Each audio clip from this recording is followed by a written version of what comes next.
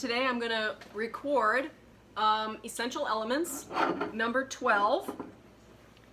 And as in number 11 and number 10, we're going to use our fingers, all four fingers in the middle, at the beginning, excuse me, and then third finger, and then back to 4.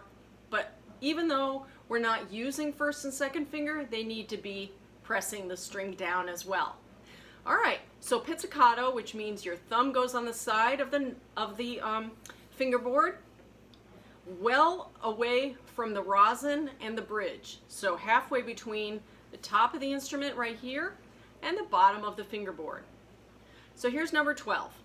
1, 2, 3, 4. Rest.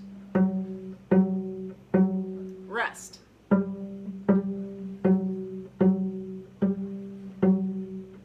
Repeat.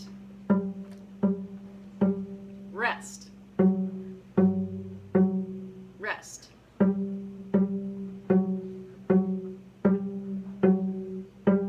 Rest.